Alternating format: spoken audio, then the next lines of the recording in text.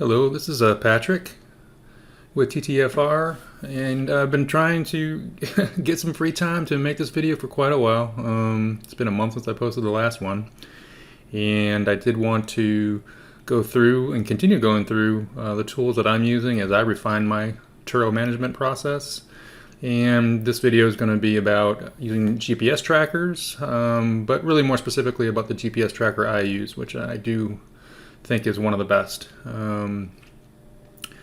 And you will hear on the Reddit forums and Facebook pages and people talking about the different kinds of trackers you can use to basically know where your car is at any given time. I use mine for actually a lot more than just where the car is, and I will go over all that.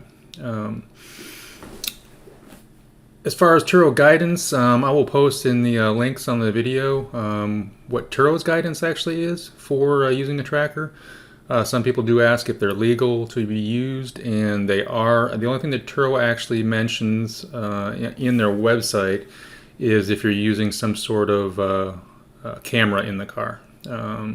You'd have to check your individual state. I don't know what the rules are for each individual state. I don't think there's any rules in my state against using trackers. What are the benefits of having a tracker? For me, it's some peace of mind. It was super stressful when I first started in Turo and I had a car out and didn't know where it was. The GPS obviously fixes that, gives you some peace of mind, but on the other hand, it also does give you some stress. My particular tracker allows me to track different alerts, like when they're driving over the speed limit. So you can choose to set those or not, and if you're someone that's going to stress about that, you obviously probably don't want to actually set that. So the system that I actually use is called Bouncy, and it's an OBD2 port GPS tracker, which mounts in the engine management port and engine diagnostic port. I think that's what the OBD stands for, is I think onboard diagnostic something or other. But there are other hardwired types of GPS trackers you can add to your device, like the Viper system. Some of those ones are used to also disable your vehicle remotely. You can use it to unlock doors. There's different types, and they have associated different costs. The Viper is for me, it's prohibitively expensive. I don't think I need all those services. So I use mine for location, of course. Finding my vehicle. Sometimes guests, when they're, say, returning late, aren't always as truthful as you would like them to be about where they actually are. I also have some functions set up that tell me when vehicles have been returned, so I get emails and things like that. Keeping track of miles is another way you can use it. I actually do have some automations built into my tracker that build spreadsheets for me on miles. I'm not actually using those. I generally use the monitoring of miles in the Turo app itself. But at some point, I will probably use this data as I automate this process further. Like I said, you can monitor the misuse if they're going too fast, stopping too fast. There's actually a setting in mind that can probably tell you with a reasonable amount of accuracy, kind of like the Chevrolet's OnStar system, if the car's been in an accident. Another feature, not all GPS monitors have this, mine does, but I do think a fair amount of them do, since they do plug into the engine management port. They have abilities to monitor the engine. So, the next thing would probably be monitor, or whether you're going to hide it or not. A lot of people ask, definitely on Reddit, and some people do comment that users have disabled their GPS tracker, either removing it or whatnot. And you can avoid that by keeping it as hidden as possible, and it's really going to depend on your vehicle, whether you can hide it or not hide it. I have had to remote the cable in some of mine just because The GPS tracker, although the one I use is pretty small, sometimes the place where the OBD port is so small that it ends up sticking out, so it's very readily seen. So I have used a remote cable for that. I'm going to show you what I have used. It's a flat cable like this. There's many different types, and these are what allow you to, say, plug into the OBD port with a very small form factor and then remote the actual device itself up inside the dash. And the company I use is Bouncy. Like I said, there are other versions like the Viper system, which does have the ignition cutoff and has a lot more features, but once again, the pricing is much higher. As you can see, Bouncy has its own website, and installing the Bouncy itself, for 2 of my vehicles, it was a direct plug-in, and then one I had to remote the actual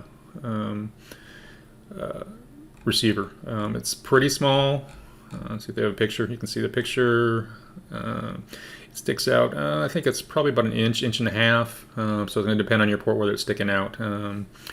In 3 of my cars, it's not going to stick out. In 1, it stuck out enough that I had to actually modify the port where it goes into, and now it fits with the remoted cable that I showed earlier.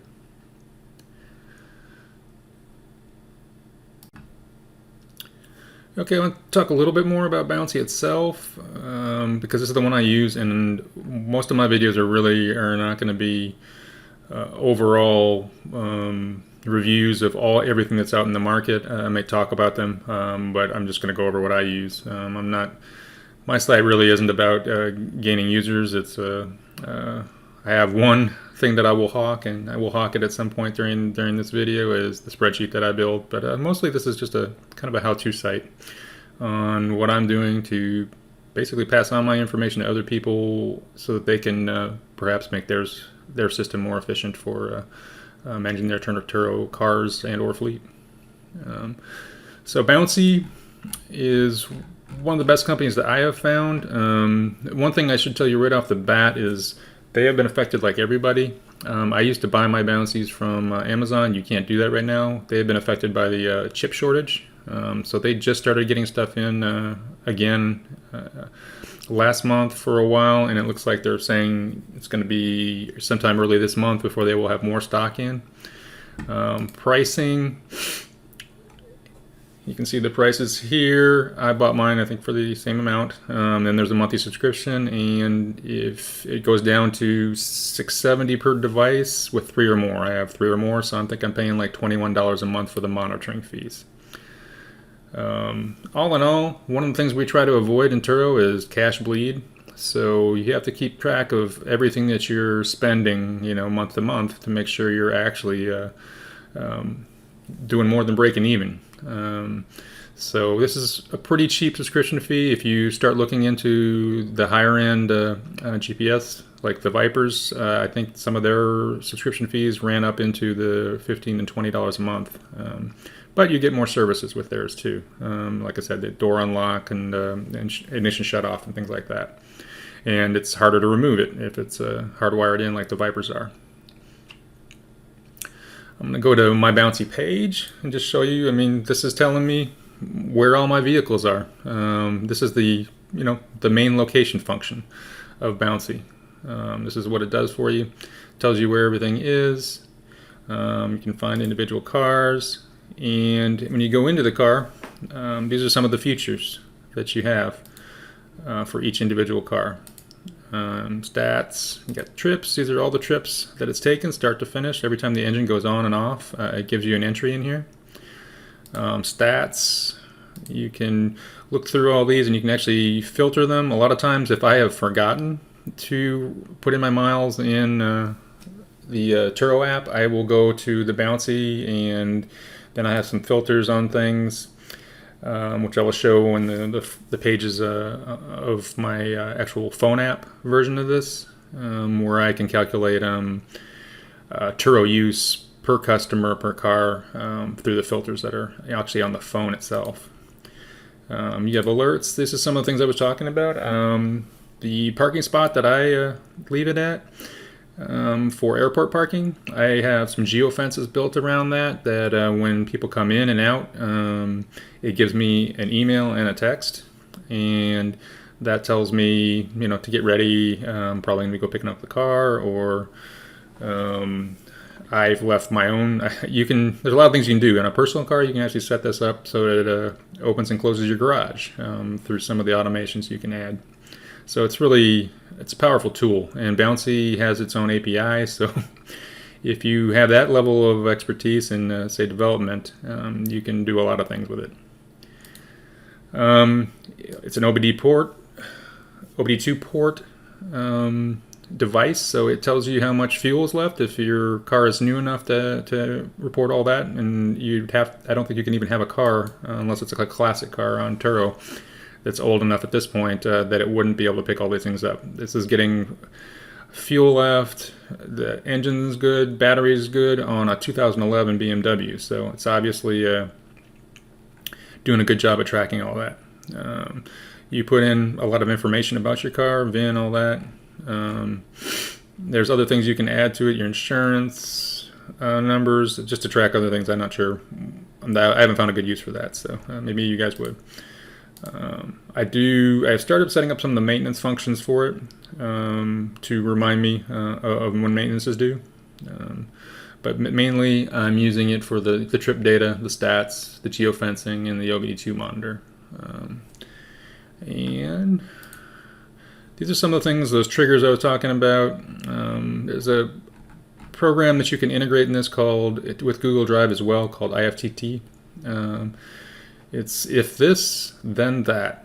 That's what IFTTT stands for, and it's basically a trigger for setting off different events that you want to set off. Like I have one spreadsheet that calculates mileage for each individual car for each trip. And like I said, I'm not actually using that data right now, but it's good to have in a spreadsheet.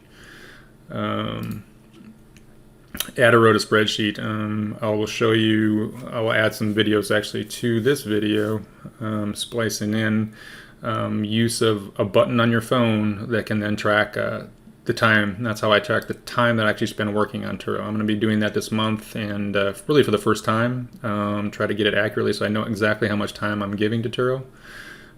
Basically, you hit a button on your phone that's linked to IFTTT, and then it adds a row to a spreadsheet saying the start time. Then you hit the button again when you're done doing your work, and it ends a stop time. And then you can calculate through a month how much time you actually spent. For me, I'm tracking how long I spent cleaning the cars, driving them around, any maintenance I've had to do, for fuel fill ups, things like that.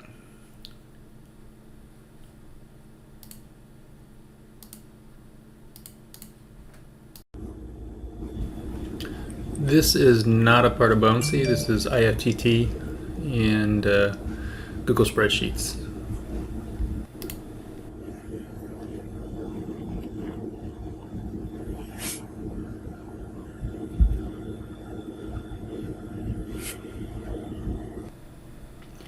And these are the settings you use to create what I spoke of earlier, the geofencing. One of the more useful functions, I think, in here for automation at least. And it's how things are triggered in IFTTT for like garage door opening, things like that. So I'm just going to run through them real quick. Hit the settings. This is some of the options you have for setting alerts. Speed, impact detection, rapid acceleration, hard braking, curfews, trip start and end. I had thought about using trip start and end also, because I've heard on Reddit, I've never had it really happen to me. I had a person that went, maybe 600 miles once, but I've heard of people going across the country, and I would want to know about that. I don't think Turo has any limits on that. You may be able to limit it with the customer yourself. But as far as I know, Turo doesn't have any limits on how far you can take a vehicle, as long as I think it's in the U.S., if you're a U.S. host. But what I'm going to talk about here is geozones. You see I have 2 zones set up. I have one for leaving the house, and that's basically coming in and out of my home address, pickup and drop off. Then I have one for Park Spot, which is the parking lot I use for airport deliveries. It's a commercial parking lot, and I want to know if people are coming in and generally, most importantly, dropping off. So I'll show you how to add a geozone.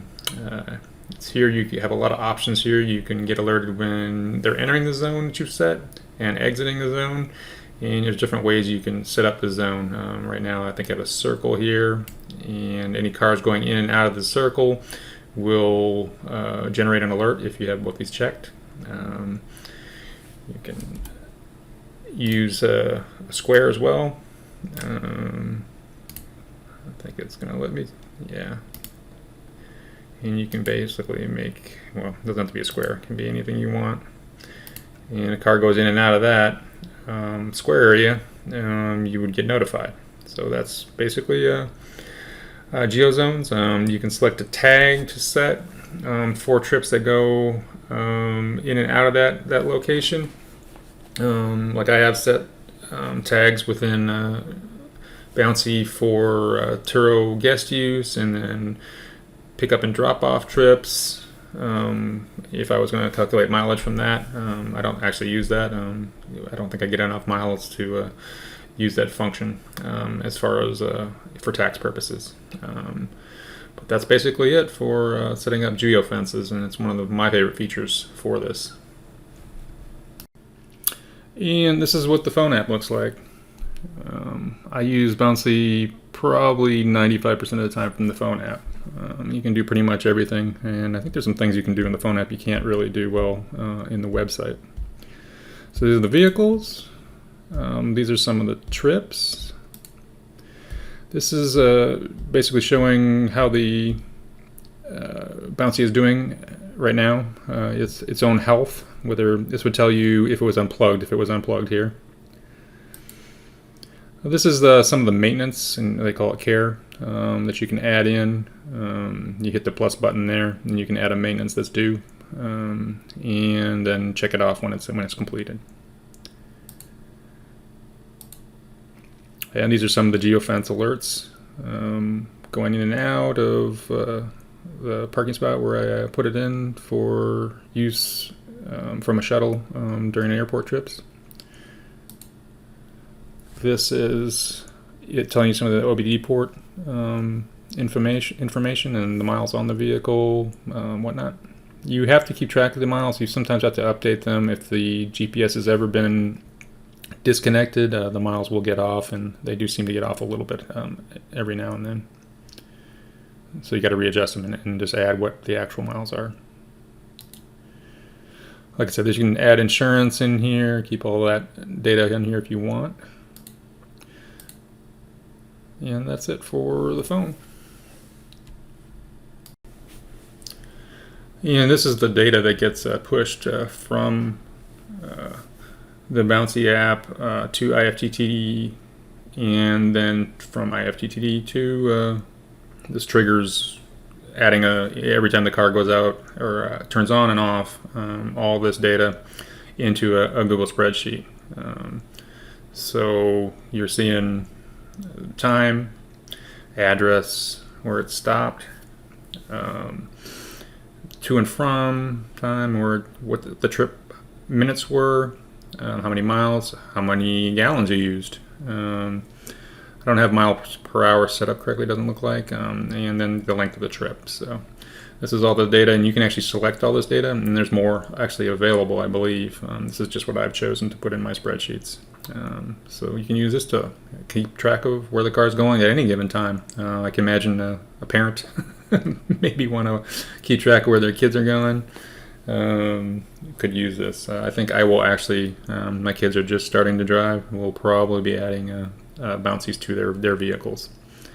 So I think that's useful information, and we'd want to know if they were in an accident or what was wrong with their car, if they call us and there's an issue with their car. So there's a lot of different uses for this type of information and Bouncy in general. So in conclusion, if you would like me to, some of the integrations like into IFTTT, take a little bit of time and knowledge, and aren't always super intuitive. So I can do some videos on exactly how to do that if people request them in the comments. But once again, like I said, I was going to hawk my spreadsheet that I sell on Etsy. You'll see a link in the comments, or not the comments, but the explanation of the video. This is how I track everything, whether I'm making money or not, cash flow, yearly P&L for just about everything, days out, miles by car. These are the things that tell me whether or not any changes that I've made to how I list my vehicles are making more money or less, or I'm getting more trips or less. I do track my maintenance in here. I track my utilization, how many days the cars are out, and then all the data that populates and all that are just added on these individual tabs here for an individual car throughout each month. And then it all populates into aggregated yearly P&L and the cash flow sheet, and then that populates your front end dashboard. Tells you whether you're making any money or not. I have used this profit by car before depreciation, so that makes me feel better. If you see, I do have it before and but without, and which is that chart is actually showing, and then including depreciation, which I track through NADA book values at the beginning and the end of each month. So I know what the car is worth, and then I can calculate what the depreciation over that month was. So if you're interested in the spreadsheet, look at the link and purchase. I will continue to update that spreadsheet, and year to year it's going to get more and more automated and easier to use. But if you don't know if you're making positive change if you aren't tracking the data. So that's why I make this spreadsheet, and maybe you might want to use it as well. Thanks. Bye.